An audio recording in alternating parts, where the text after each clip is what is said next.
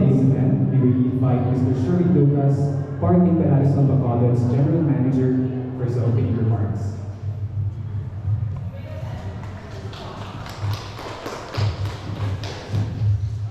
To our artists, Mr. 𝐏𝐚𝐻𝐳𝐬𝐴 and Mr. 𝐏𝐚𝐻𝐧𝐬𝐴, our affiliates, corporate partners, loyal guests and friends from the media. Thank you for gracing these events with your presence. Nowadays, working around the clock, skipping breakfasts, or not having a life outside work is very common. With life's dynamicity comes a plethora of issues like stress, fatigue, burnout, and a never-ending worry about the life ahead of us.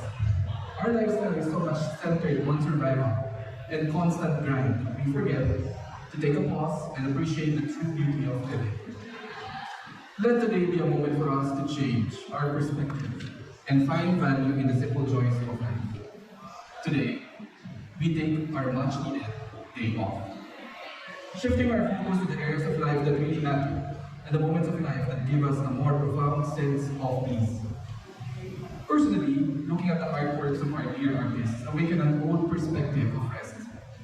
A time travel to a period where we define fun as a stroll at the park, that we enjoy face-to-face conversations with friends and family, and where nature is our playground.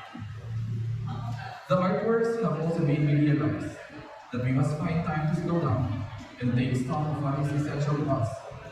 Live more truthfully and not by the complex standards set by society.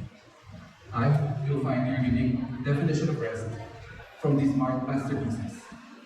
If you wish to share in the experience and take any of these works with you, please get in touch with our front desk or seek assistance from any of our staff. You may also view and share the exhibit catalog by scanning the QR code below the artist's boards. Thank you, and let us all together enjoy the journey of life and art.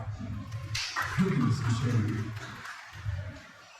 And now for our first artist, he came from a small village in Bacolod City and relocated to Cebu.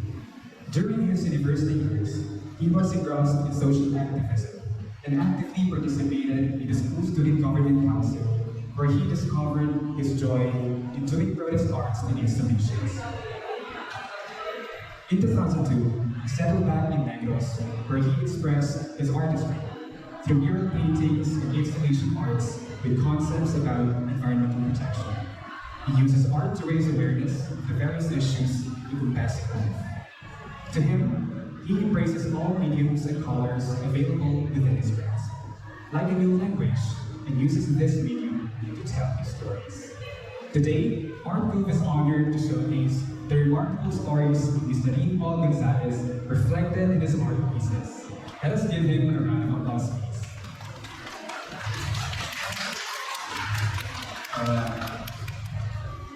Ako na yung moment na nervous na ako. I choose to be artist, kaya naman ako mag-like I think about the nature of communication, talking is para sa mga.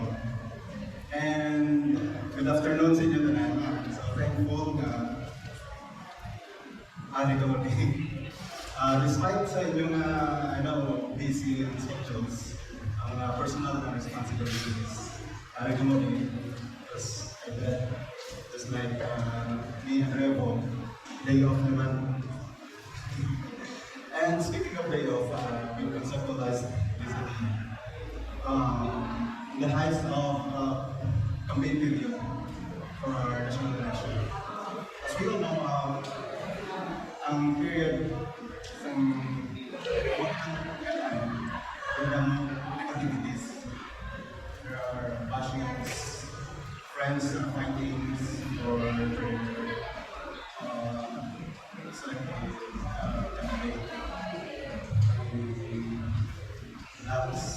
social media and friend. And then Russia is on fire, and overnight oil price jumped up significantly. And about that time, we're still battling COVID-19. And so we decided, why not call for a day off? A day where we can be with, we can have peace within ourselves.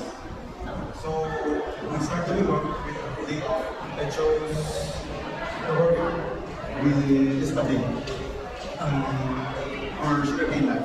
You know, 𝐵 can tell a lot of stories. Stories about hardship, hard labors, struggles to make ends meet. And also, I could tell that Carabao is a very hardworking creature. And I think we can relate to it. Because I think we are all Carabaoan members. We wake up with sa Panginoon, we dedicate our passion, our love, our job. Every day we work for it. So, I gave them day off. Ibutan ko sila sa lugar na my happiness, pleasure, and enjoyment na hindi makita sa everyday routine. And because I believe that in pursuit of happiness, one must not search for it. Hindi siya magpakita happiness. Sometimes all we need is just a day off. And thank you very much. Thank you, RPG. Our second artist studied Bachelor of Fine Arts from Radisson Bacolod. He co-founded the 𝐘𝐚𝐬 Art Cove and Rhymes of Resistance, a monthly poetry reading in Negrense. He is affiliated with the Art Collective, whose works focus on living entities, psychological and metaphysical conditions. He takes an interest in art that transcends social borders and reflects the innermost realms of consciousness. He has been actively doing solo and group exhibitions since 1997. His works were also featured at the PAM Art Show at 𝐘𝐚𝐬 Gallery in Los Angeles, California. He thinks of his art as visual poetry, an outpour of his cognitive, affective, and psychomotor faculties. He has been following the spontaneous flow of his art for many years, watching with fascination their repetition and evolution. Today, let us all be fascinated with the evolution of Mr. 𝐏𝐚𝐻𝐿's visual pieces. Let us give him a round of applause. Thank you. Thank you sa tanan nga nagtusubok kag upod sa amon na humble nga celebration sa inyong concert. Sa ginawa ni Rick Paul, day off simply means to take a break sa aton busy schedules. But on my part, my take on it, aton ba lang ang intrinsic nature nga mag-search sa mga simple joys sa aton kabuhi. Isa, pumpo ka lang sa dalang kahoy, walang tao ka sa malibang pa, walang tao ka sa mga bispis, kagalugan. So, more sa mga bagay na nag-attract sa ating satisfaction. So, yun ang pinakonsider ko yan on my part, day off. Every artwork has its own story to tell. So, sa observation ko lang most of the time, ang mga viewers, they miss the essence of the artwork. Kaya nag-dwell sila sa superficial na layers of artwork. So I would invite everyone na tumag-view galing sa artwork, this type of artworks, na mag-uwiyan siya sa cuteness, sa kauti. No? Kaya embedded in these artworks, ang ideas ng artist, ang emotional connection sa artist na naka-invent sa inyong artwork. So, I'm inviting everyone to stop sa every artwork kag i-dive deeper sa every piece para makuha ang every message na naka-invent sa inyong artwork. Thank you very much. Thank you, Mr. 𝐏𝐿. Day off, a term signifying a break in our weekly routine. It is the time when we get to do the things that we genuinely love. It is from this that the concept of the day's exhibit was derived. 𝐏𝐿's works for this installation feature the use of pen and ink on board, while RPG's works are a mix of oil paints, etching, and metal inlays on a sugarcane knife. Once again, we invite Mr. Sherwin Lucas, our front office manager, Mr. Archie Avellana, Mr. Rick Paul Gonzalez, and Mr. 𝐏𝐿 to do us the honor of cutting the ceremonial ribbon.